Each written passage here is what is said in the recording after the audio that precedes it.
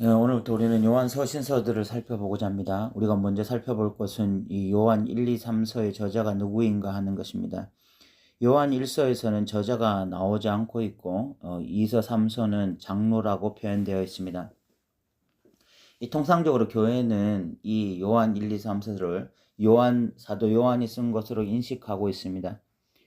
성경에는 저자를 분명히 밝히지 않고 있는데 이 무엇에 근거해서 우리가 이 요한 1, 2, 3서를 쓴 것으로 간주하고 있는지 그 근거를 먼저 살펴보고자 합니다. 먼저 요한이 쓴 성경을 총 5권으로 본다면 요한복음, 요한 1, 2, 3서, 요한계시록입니다. 요한계시록은 묵시록이라는 이 독특한 장르로 인해서 다른 4권과 구별되기 때문에 이 요한복음과 요한 1, 2, 3서의 공통점을 찾는다면 요한 1, 2, 3서 역시 요한의 저작일 것이라고 말을 할 수 있게 될 것입니다. 이 요한복음과 요한 1서는 공통된 신학적 주제를 가지고 있는데 삶, 영생, 진리, 빛, 하나님 아들로서의 예수 그리스도, 또 아버지와 아들의 관계, 하나님을 아는 것으로 구원을 얻음, 이 그리스도 안에 거함, 새 언약, 적대적인 세상과 같은 주제들에 대해서 이 공통점을 가지고 있습니다. 그런데 요한복음과 요한 1서는 차이점 역시 존재해서 어떤 신학자들은 요한 1, 2, 3서의 저자는 이 요한이 아닐 것이라고 주장합니다.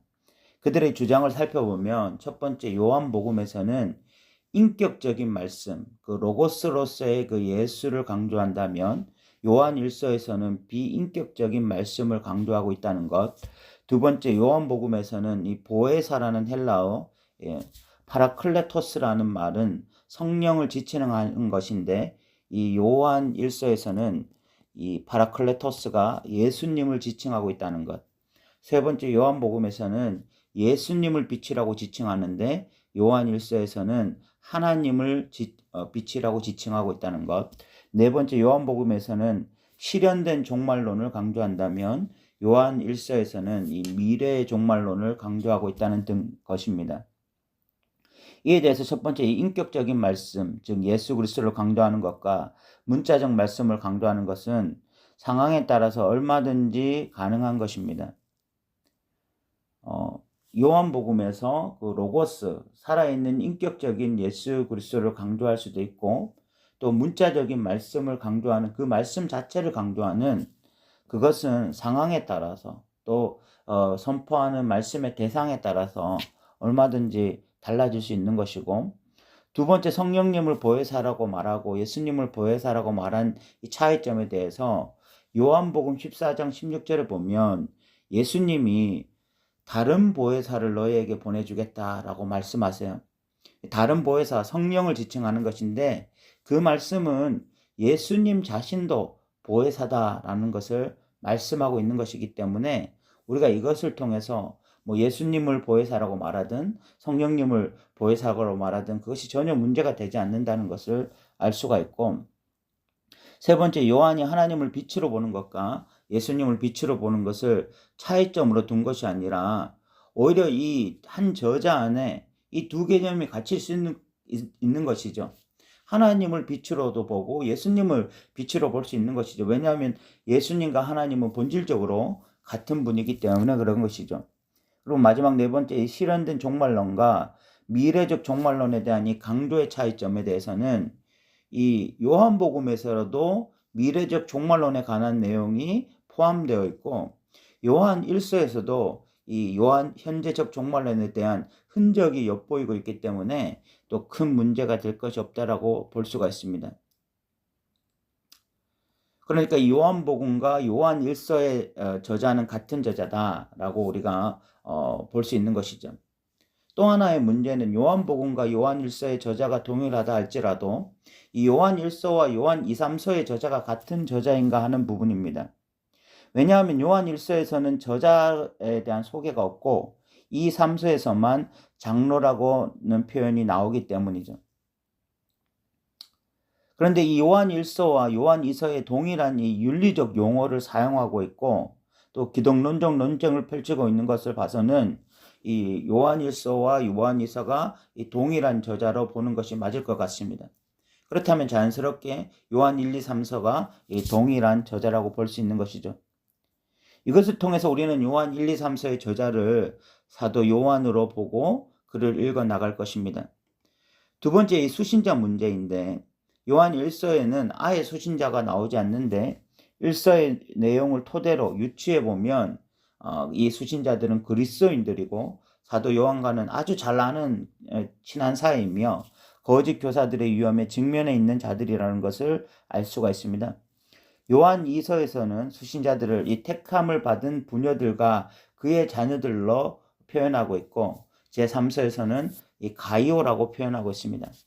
가이오는 요한 3서에 보면 요한과 굉장히 각별한 사이라는 것을 알 수가 있고 또 요한이 4번이나 이 가이오를 향해서 사랑하는 가이오라고 표현하고 있습니다.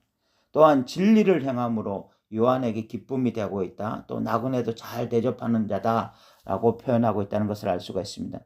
굉장히 믿음이 훌륭했던 사람이 가이오였던 것이죠. 그 당시 이 가이오라는 이름은 굉장히 흔한 이름으로 성경에도 대략 3명에서 5명 정도의 이 가이오가 나오는데 지금 이 요한 3서에 나오는 가이오가 정확하게 누구의 가이오인지는 명확하지가 않습니다. 어쨌든 분명한 믿음의 사람이었음에는 틀림없습니다. 이제 이 각권을 조금 살펴보면 먼저 요한 1서는 그 당시 그레코 로만 시대의 편지 형식을 가지고 있지 않습니다. 발신자, 수신자, 안부인사 이런 게 없어요. 그래서 요한 1서를 이 서신서로 보지 않고 신학 소논문이나 설교집으로 보기도 합니다. 요한 1서는 이 기독론이나 기독교 윤리를 이 적재자들의 주장들과의 관계에서 해석하고 독자들에게 올바른 이 기독교인들의 행동 지침을 준 문서라고 할 수가 있습니다. 요한 1서는 그 구조를 파악하는 것이 굉장히 쉽지가 않습니다. 이 주제로 묻기도 어렵고 저자의 사상을 일목요연하게 재단하는 것도 굉장히 어렵습니다. 그 이유는 이 저자의 논리의 흐름이 한 주제에서 다른 주제로 옮겨가기보다는 이 비교적 자유롭게 여러 주제를 넘나들기 때문에 그렇습니다. 우리는 지금까지 이 바울 서신에 굉장히 익숙해져 있었습니다. 바울은 일목요연하게 주제를 전개해가고 한 주제에서 다른 주제로 자연스럽게 넘어갑니다. 그에 비해서 요한은 이 앞뒤 주제가 맞물려 있는 경우가 많습니다. 바울은 교리적으로 먼저 접근하고 그 이후에 이 윤리적 문제를 다루는데 요한은 교리 문제와 윤리적 문제를 한 묶음으로 취급해요. 그래서 우리가 이 요한 1서의 구조를 파악하는 것은 결코 그렇게 쉬운 문제는 아니고요.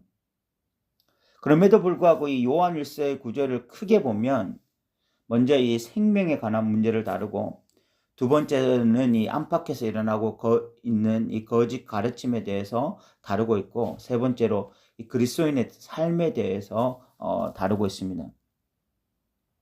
요한 2서와 3서는 그랬고 로만 시대의 편지 형식을 그대로 가지고 있습니다. 그래서 이 확실히 서신서라고 말을 할 수가 있어요. 요한 2서에서는 서로 사랑할 것을 권면하고 있습니다. 그리고 이 그리스도가 육체로 오신 것을 부인하는 자들을 적그리스도라고 강력하게 말을 합니다. 그리고 성도들은 그들과는 어떤 교류도 해서는 안 된다라고 말을 하고 있어요. 요한 3서는 사랑이나 이 교리에 대한 언급이 전혀 없습니다. 단지 가이오의 신앙을 격려하면서 지속적으로 그 행위를 해석해 나갈 것을 권면하고 반대로 이 디오드레베라는 사람의 악행을 꾸짖는 내용이 나오고 있습니다. 이제 이 요한 1, 2, 3서가 언제 쓰였을까를 한번 생각해 보면 아마도 1세기 후반에 쓰여지지 않았을까라고 추측할 수가 있습니다. 무엇보다 그렇게 생각하는 이유는 요한 1, 2, 3서에 나오는 거짓 가르침은 영지주의와 관련이 있는 것으로 보이는데 영지주의는 1세기 후반부터 시작된 이단이기 때문입니다. 두 번째, 이 요한복음이 쓰여질 당시에는 아직 분명한 이 공동체적 성격을 가지지 않았지만 요한 1, 2, 3서에서는 이제 이 완성된 공동체를 형성하고 있기 때문에 이 요한 1, 2, 3서가 1세기 후반에 쓰여지지 않았을까라고 추측해 볼 수 있습니다.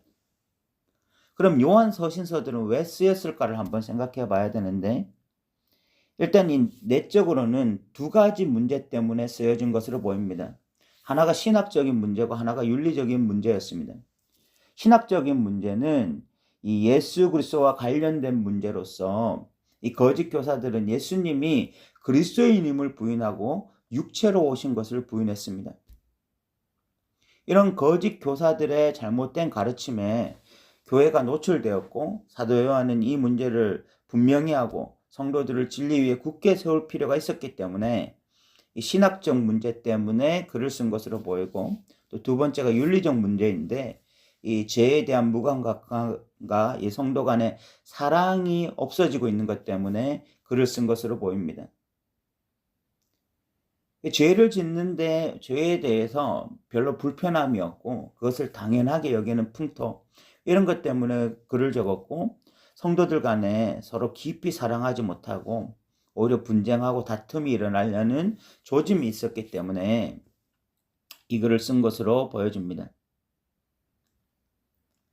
그러므로 이 요한 서신은 이 변증적 목적을 가질 수밖에 없습니다. 그 당시에 영지주의가 출현하면서 이 교회 안에 이런 영지주의의 거짓된 잘못된 가르침들이 계속해서 확장하고 있었기 때문에 사도 요한은 이런 영지주의의 잘못된 가르침에 대해서 기독교의 참된 진리를 변증적으로 설명할 필요가 있었기 때문에 그런 변증적 목적으로 요한 서신서를 기록하고, 또한 이 목사로서 성도들에게 일어나고 있는 여러 가지 이런 문제들을 목양적 관점에서 권면하기 위해서 이런 글들을 썼다고 볼 수가 있는 것입니다.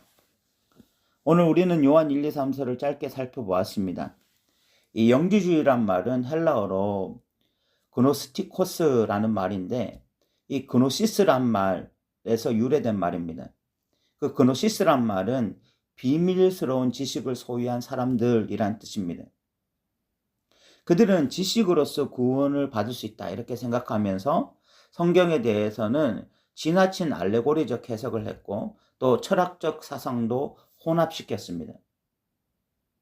그러면서 그런 거짓된 잘못된 지식 위에도 참된 구원을 얻을 것이라고 생각했습니다. 이러면서 이들은 그런 전제의 결과로서 영지주의자들은 몸으로 행한 일들은 아무리 지독한 죄라도 아무런 의미가 없다고 생각했습니다. 왜냐하면 영은 선하고 육은 악하기 때문이다, 이런 생각을 가지고 있었기 때문입니다. 그리고 실제적인 이 상가 구원은 영적인 영역에서만 존재하는 것이고, 그 영적인 영역에 도달하는 것은 영적으로 해결하는 것, 지식으로 해석하는 것이지 육체하고는 별개의 문제다, 이런 식으로 생각을 한 것입니다. 이런 해괴망측한 교리가 초대교회에서 가장 강력한 그런 거짓된 가르침으로 교회를 괴롭히고 있었어요. 그런데 오늘날도 그들이 말했던 이 이원론 사상이 여전히 한국 교회 안에서 기성을 부리고 있는 것을 또 확인할 수가 있습니다. 어쨌든 오늘 우리는 짧게 요한 서신서들의 배경을 살펴보았습니다. 이제 다음 시간부터는 요한 1, 2, 3서의 이 본문으로 들어가서 본문을 함께 나누는 시간을 가지도록 하겠습니다. 오늘도 들어주셔서 감사합니다.